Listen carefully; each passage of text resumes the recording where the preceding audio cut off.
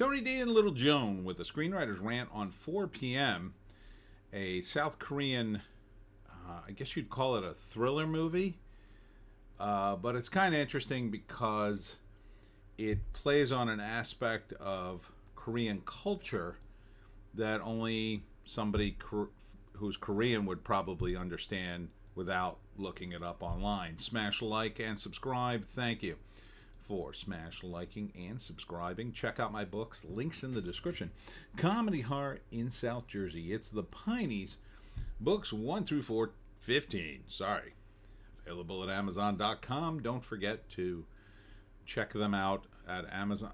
Sorry, I'm a little fried between the live stream and doing the show today. Thanks to all who came out at CCon, the first ever CCon in Seabright. That went pretty good. I was a little worried in the beginning, but it picked up at the end. The weather was kind of crappy. No fault of the show. If we had caught a good day, I think it would have been pretty gangbusters. But still pretty good. Still pretty good. So I think that show's got room to grow. Next up for me, oh my God, Tuesday, Wednesday, Thursday, Friday, and Saturday events. And then 31 all this month. So go to my schedule. The link's below. All right. So in Korea, they have something called the Korean tea ceremony. And it was something started over 1,000 years ago.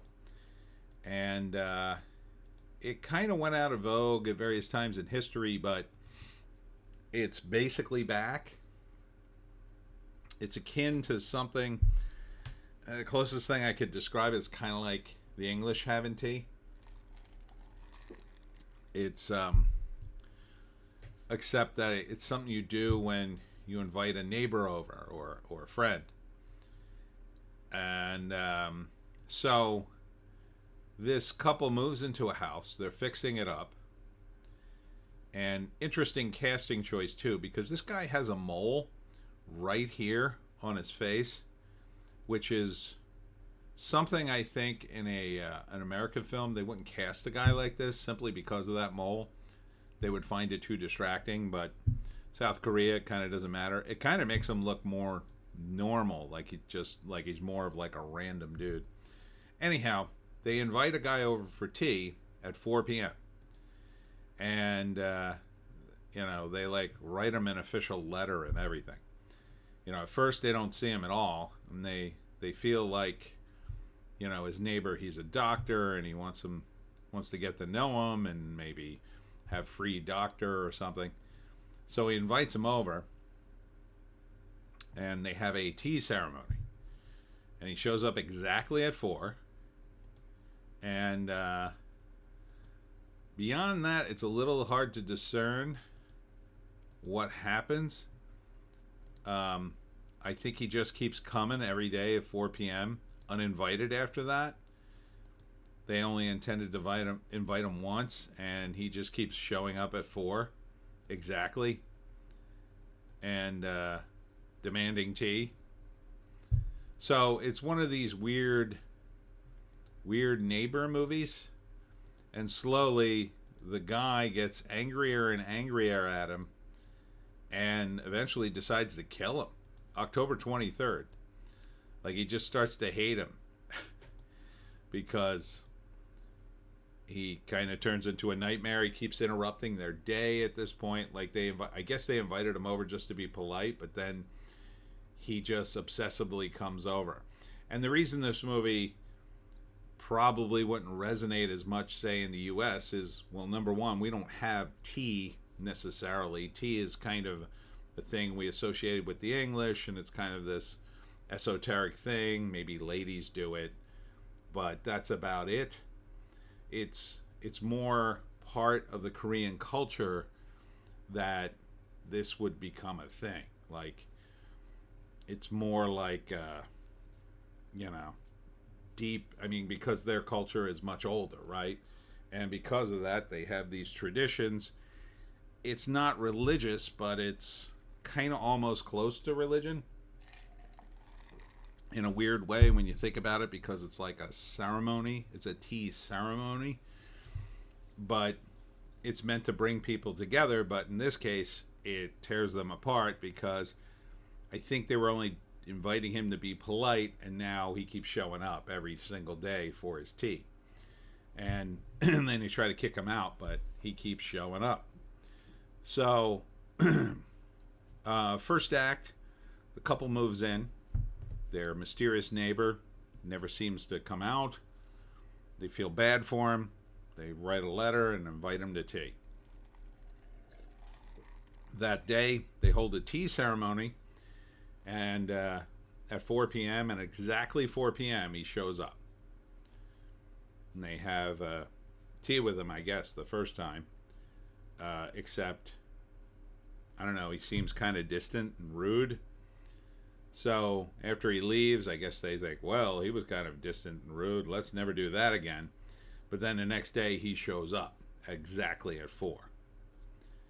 And then, you know, they're not ready for him the second time. And they're like, oh, you want tea again? No, I was just inviting you that first time. Or maybe he pushes his way in or whatever. And then maybe to be polite, they give him tea again, but then tell him, like, we're not doing this every day. We just invited you to one day. Then the next day, he shows up again, probably. And they're like, listen, we don't want you here. And he just keeps showing up. And they keep giving him tea to get rid of him. And now it becomes, I guess, some sort of burden. And as the movie progresses, they get more and more angry at him because he won't stop coming. And I guess he doesn't respond to, because I never see him talk, but maybe he doesn't respond to anything else. And then the couple, especially the husband, starts having, like, he starts obsessing over it, and apparently he gets himself in a car accident, get mad about it, and eventually he decides he's gonna kill him, I guess. So he waits for him to come over, and then I guess he tries to kill him. Maybe it's revealed that he's a ghost and he's already dead, or I don't know. It's a Korean movie, so not quite sure where it's going, whether it's like going down the horror angle. I think it's going down the thriller angle. I'm not quite sure why he would be doing this. If it's not supernatural, I think it has some sort of psychological fallout, like, you know, he lost his family and he has no one else, and this is the first time anyone's invited him anywhere. If it goes supernatural, I would say maybe he's a ghost of the guy who used to live there, and he's just clinging to the real world, and maybe they have to do something to send him on to his great reward or something. Kind of hard to tell, but it's just interesting to me that a movie like this, you know, this to me is more Korean, right? Like, they bring movies over here, but they're kind of either universal or they're kind of Americanized. Where this one, I think it's very dependent upon the Korean culture in order for it to deliver. So, if you don't understand that, I don't know, you know, if you would get it just watching it. Let's see if there's a write-up here. The second movie trailer with English subtitles for 4 p.m. Don't recognize the actors' names.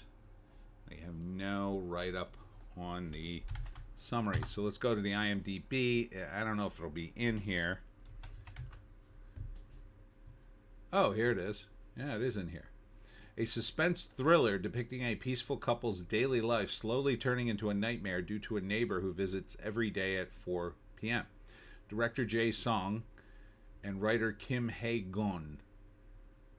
Okay. So it's a thriller. They're billing it as a thriller. All right. Yeah, I would check this out because I like foreign movies like this. I like to learn about the culture through movies, and this would definitely be a way to do it. It doesn't seem as intense as an American thriller. Again, maybe the culture is lost upon me because I'm not Korean, but it looks kind of interesting. I would watch it for the novelty, not so much relating to it, and I'm like a movie guy, and I just watch a lot of movies. Yeah, I don't know. Maybe somebody in the comments could tell me if there's more significance to the tea ceremony in the plot that I'm missing. You know, does it have something to do with neighborliness or, you know, some sort of bond, and that's why he keeps showing up every day? Is it like an old time thing where, like, you invite someone to tea, he becomes your friend forever, and you invite him every day or something? I'd be interested to know. Anyhow, that's it for me, Tony D and Little Joan. Check us out on the green site, the orange site, and the black site. Thanks to all who came out to CCon today. Next up, bunch of different things. I'm doing 31 events this month, so check out the link below to my signings and appearances if you want to find out where I will be. I'll tell you on Tuesday, which is the next one. I got nothing to do on tomorrow, thank God, but I got to get ready for the crazy week ahead. So I will be October 1st, Brandywine Living at Brandel Estates in Linwood, New Jersey for 3:15 p.m. How to Hunt the Jersey Devil. And then on the 2nd, Wednesday, I will be at Atlantic City Free Public Library in the Richmond branch at 5:30, How to Hunt the Jersey Devil. And then that same day at 9 p.m., I'll be doing a podcast at 9, the American Werewolf Podcast, and then more to come.